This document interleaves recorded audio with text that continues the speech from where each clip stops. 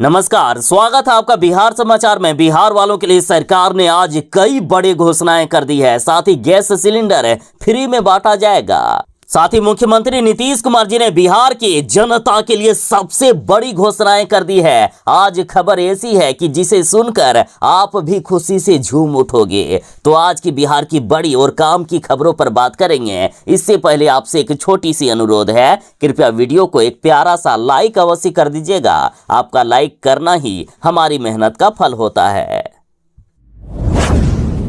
बिहार में शराबबंदी को लेकर बड़ी खबर है। जहरीली शराब की जांच के लिए जल्द बनेगी ऑन स्पॉट किट। देखिए, बिहार सरकार अब एक ऐसा मशीन ला रही है जिससे तुरंत ही पता चल जाएगा कि कौन सा शराब नकली है, कौन सा असली है, कौन सा शराब जहरीली है। देखिए, कोई जहरीली शराब या नकली शराब थोड़े ना पीना चाहता है, लेकिन अभी मार्केट में इस तरह से नकली शराब मिलती है कि पहचान कर पाना भी मुश्किल है कि कौन सा नकली है और कौन सा असली है। वैसे तो सरकार दावा करती है कि बिहार में पूरी तरह से शराब बंद है, लेकिन सच्चाई यह है कि बिहार में धड़ल्ले से शराब मिल रहा है। शराब की होम डिलीवरी के भी दावे किए जा रहे हैं बिहार में। और ऐसे में बिहार में लगातार जहरीली शराब से मौत के आंकड़े बढ़ते ही जा रहे हैं। तो सरकार ने अब विशेष तैयारी कर ली है। जहरीली शराब की जांच के लिए जल्द बनेगी ऑन स्पॉट किट, जिससे तुरंत पता चल जाएगा कि कौन सा शराब असली और कौन सा नकली है।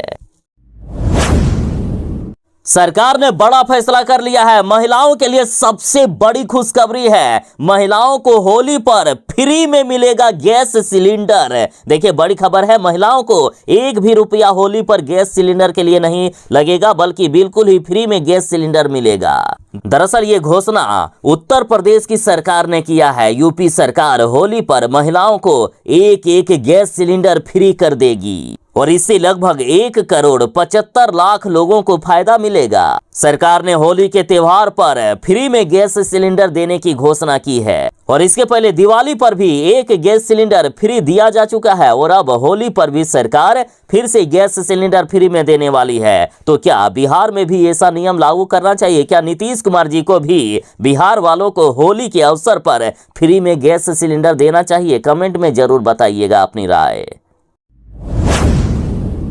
जन अधिकार पार्टी के पप्पू यादव ने बड़ी घोषणा कर दी है कि चाहे मेरी किडनी बिक जाए, मुझे ये मंजूर है, लेकिन किसी भी गरीब की आंखों में नहीं बहने दूंगा आंसू।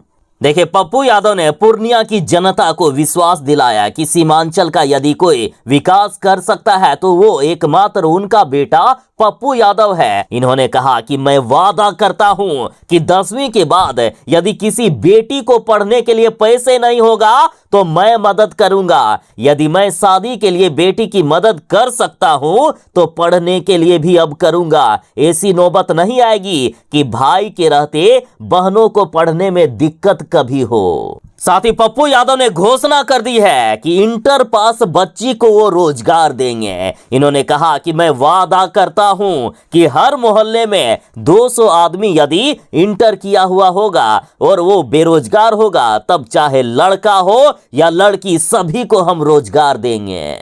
पप्पू यादव बोले कि मैं आपको विश्वास दिलाया हूं कि 10,000 परिवार की बात जो मैंने किया, हम सबको मोबाइल पर वो काम भेज देंगे जिन्हें रोजगार दूंगा। साथ ही इन्होंने कहा कि मैं कसम खाकर कहता हूं कि कोई भी जाति धर्म के लोग जो इंटर पास कर लिए हैं उसकी रोजगार की गारंटी पप्पू यादव देता है। साथ ही पप्पू यादव ने कहा कि हर सरकारी दफ्तर को दलाल और माफिया से मुक्त करेंगे। यदि ऐसा नहीं किया तो रिजाइन करके चला जाऊंगा। मैं वादा करता हूं कि यदि किसी काम के लिए कोई सरकारी बाबू पैसा ले लिया तो या तो वो रहेगा या फिर पप्पू यादव रहेगा।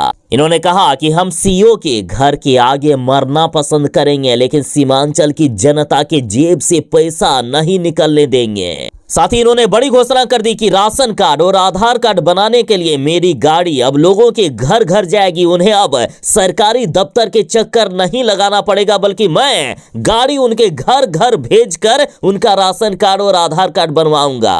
अब राशन कार्ड के लिए 2500 रुपए घूस नहीं देना पड़ेगा। एक भी गरीब की जांच और इलाज में पैसा अब नहीं लगने देंगे। उन्होंने पूर्णिया की जनता से कहा कि यदि आपको कोई काम कराना होगा तो आपको कहीं जाने की जरूरत नहीं है, बल्कि सीधा हमारे पास आप लोग काम करवाइए। सीधा हमारे लोग आपके काम को करेंगे। पप्पू यादव ने कहा कि हर गरीब का इलाज हम करवाएंगे, लेकिन जनता का पैसा लगने नहीं देंगे, हम अपने जेब से पैसा देंगे। पप्पू यादव ने कहा कि चाहे हमारी किडनी बिक जाए मुझे ये मंजूर है, लेकिन किसी गरीब के आंख से आंसू नहीं बहने दूंगा। हमारी लड़ाई सत्ता के लिए नहीं बल्कि आम लोगों की जिंदगी बदलने के लिए है। और पप्पू यादव को कोई माय का लाल नहीं डरा सकता। जब हम कोरोना से नहीं डरे तो किसी और से क्या डरेंगे। बिहार के उप मुख्यमंत्री सम्राट चौधरी ने खुले मंच से चेतावनी दी है कि गरीबों की जमीन कब्जा करने वालों का हम इलाज करेंगे। देखिए, सम्राट चौधरी बोले कि बिहार में जो बालू, शराब और जमीन माफिया है उनको या तो बिहार से बाहर जाना पड़ेगा या तो जेल के अंदर बंद होना पड़ेगा। जो अति पिछड़ों की जमीन को कब्जा कर लेता है, अति पिछड़ों के घर को कब्जा कर लेता है या फिर इन गरीबों से काम करवा कर पैसा नहीं देता है, तो उन सारे लोगों का इलाज करने का काम किया जाएगा। सम्राट चौधरी ने कहा कि लगातार क्षेत्र के जनप्रतिनिधि शिकायत करते हैं कि आयुष्मान कार्ड नहीं बन रहा है, तो मैं क्लियर कर देना चाहता हूं कि प्रधानमंत्री नरेंद्र मोदी जिन जिन लोगों को 5 किलो अनाज देते हैं उन सभी का आयुष्मान कार्ड बनेगा। उनके लिए प्रधानमंत्री और मुख्यमंत्री नीतीश कुमार जी ने 5 लाख रुपए तक का फ्री इलाज कराने की व्यवस्था भी कर दिया है। मोदी जी ने कहा है कि गाली देने वाले लोग कान खोलकर सुन लो, किसी को भी नहीं छोड़ेंगे। मोदी जी ने कहा कि हमने जो काम 5 साल में किए उसे करने में कांग्रेस को 20 वर्ष लग जाते।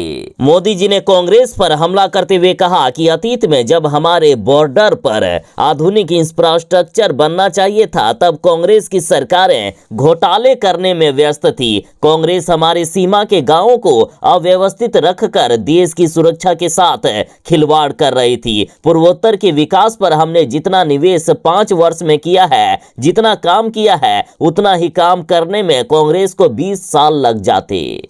साथ ही देखिए, लालू यादव ने मोदी जी से पूछा था कि आखिर आपका परिवार कोई क्यों नहीं है, आपकी संतान क्यों नहीं है, तो पीएम मोदी जी ने लालू यादव को भी जवाब देते हुए कहा है कि गाली देने वालों कान खोल कर सुन लो। अरुणाचल के पहाड़ों में रहने वाला हर परिवार कह रहा है कि ये मोदी का परिवार है। आज देश का हर परिवार कह रहा है कि वो मोदी का परिवार है।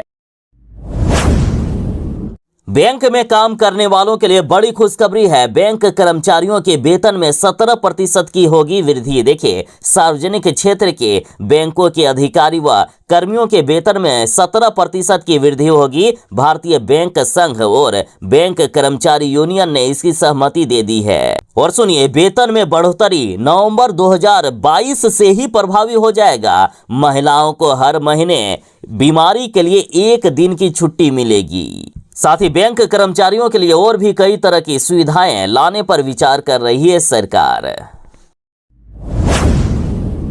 नीतीश कुमार जी के करीबी और जदयू के खास विधायक गोपाल मंडल ने कहा कि लोकसभा चुनाव मैं जरूर लड़ूंगा और चुनाव में 6 करोड़ रुपए खर्च होंगे। थोड़ा नीतीश कुमार से लेंगे और थोड़ा पीएम मोदी से लेंगे। दरअसल गोपाल मंडल से भागलपुर में पत्रकारों ने सवाल किया कि लोकसभा चुनाव में पार्टी क्या आपको टिकट देगी। इसके बाद गोपाल मंडल ने जवाब दिया कि हमको टिकट काहे नहीं मिलेगा।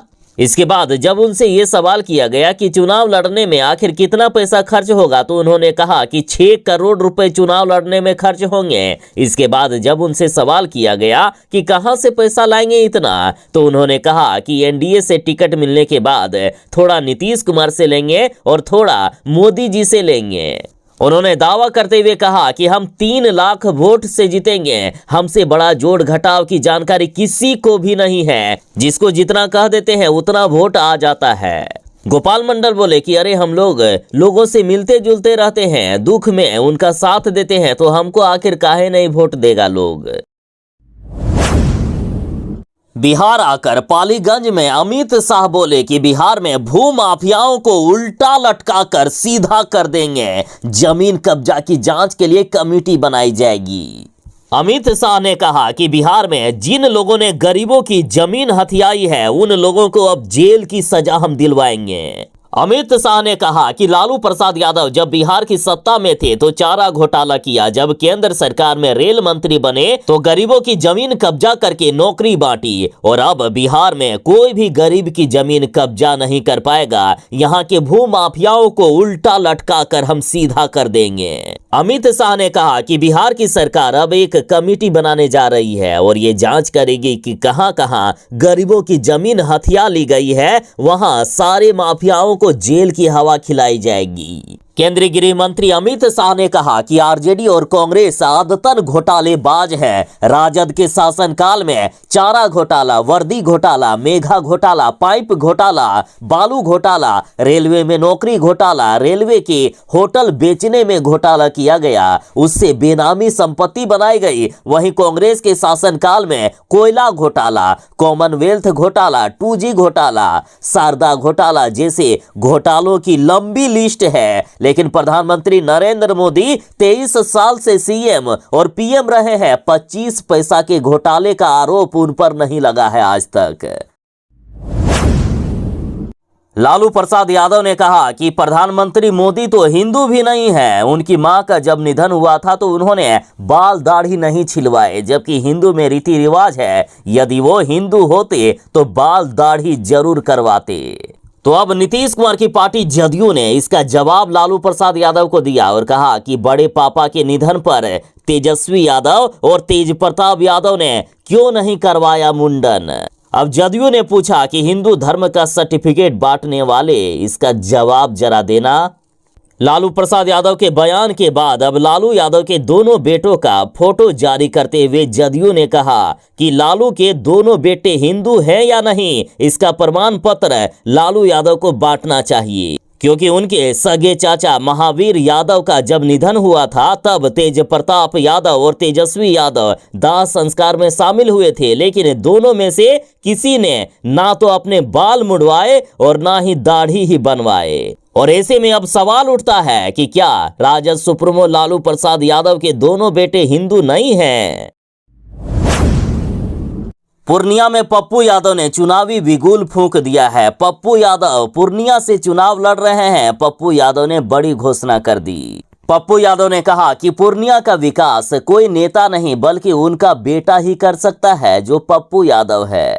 पप्पू यादव ने कहा कि मैं वचन देता हूं कि आपका ये पुत्र मरते दम तक आपका सेवक बनकर आपकी सेवा करता रहेगा। पप्पू यादव ने कहा कि मैं प्रचार करने नहीं बल्कि सेवक के तौर पर काम करने आया हूं। अमित शाह जी ने एक तरफ जहां बिहार आकर कहा है कि बिहार में जमीन माफियाओं को जो गरीब की जमीन हड़प लिए हैं उनको हम उल्टा लटका कर सीधा कर देंगे, साथ ही अमित शाह जी ने परिवारवाद पर प्रहार किया। तो अब अमित शाह के परिवारवाद पर प्रहार से आरजेडी भड़क गई और कहा कि 2024 में बीजेपी को उल्टा लटकाएगी बिहार की जनता। देखिए, आरजेडी के मुख्य प्रवक्ता शक्ति सिंह यादव ने अमित शाह के भाषण पर कहा कि बीजेपी ने हमेशा ही बिहार के लोगों को ठगने का काम किया। बिहार की महान जनता ने 2019 के लोकसभा चुनाव में 40 में से 39 सीट एनडीए को दे दी, लेकिन मिला क्या? सिर्फ जुमला उल्टा करने की धमकी देते हैं ये लोग। अमित शाह, देश की जनता इस बार पूरे बीजेपी को उल्टा लटका देगी। लालू यादव के करीबी एमएलसी के घर 6 घंटे तक रेड हुई। शराब मामले में एक्शन हुआ, लैपटॉप और दस्तावेज जब्त कर लिए गए हैं। देखिए, आयकर विभाग की विशेष टीम ने राजद एमएलसी विनोद कुमार जायसवाल के पटना स्थित घर पर छापेमारी की। विनोद कुमार जायसवाल सीवान जिले के रहने वाले हैं। उनका पश्चिम बंगाल में शराब का बड़ा कारोबार है। इनके पूरे कारोबार का मुख्य कार्यालय कोलकाता में है। आयकर विभाग की टीम उनके कोलकाता समेत अन्य स्थानों पर पिछले 3 दिनों से छापेमारी कर रही है। ऐसे में अब पटना में बड़ी मात्रा में दस्तावेज बरामद हुए हैं। और ये राजद एमएलसी विनोद कुमार जायसवाल लगातार बिहार में भी शराबबंदी कानून का विरोध करते रहते हैं। जानकारी के अनुसार टीम ने उनके आवास से लैपटॉप, डेस्कटॉप व दस्तावेज जब्त कर लिए हैं। किसी से भी नहीं डरने वाले, निडर और निर्भीक होकर काम करने वाले शिक्षा विभाग के अपर मुख्य सचिव के पाठक ने अब नया फरमान जारी कर दिया है। देखिए, राज्यपाल से हर हाल में टकराव लेने पर अड़े के पाठक आज नहीं पहुंचे, कुलपति को जारी कर दिए नया फरमान। देखिए, के पाठक ने 9 मार्च को कुलपतियों की बैठक बुलाई थी। राज्यपाल ने कुलपतियों को बैठक में जाने की मंजूरी नहीं दी और हुआ ये कि बैठक में विश्वविद्यालय का कोई भी पदाधिकारी नहीं पहुंचा। उसके बाद के पाठक ने बैठक रद्द करने के साथ साथ अब नया फरमान जारी कर दिया है। देखिए, इससे पहले के पाठक सारे यूनिवर्सिटी के बैंक खाते के संचालन पर रोक लगा दी है। सारे यूनिवर्सिटी के कुलपति, रजिस्ट्रार और परीक्षा नियंत्रक के खिलाफ FIR भी दर्ज करा दिया है। और अब के पाठक ने फिर से नया फरमान जारी करते हुए 15 मार्च को सारे कुलपतियों की बैठक बुला दी है। साथ ही कहा गया कि 15 मार्च की बैठक में सारे कुलपति नहीं पहुंचे तो शिक्षा विभाग उनके खिलाफ कड़ा एक्शन लेगा।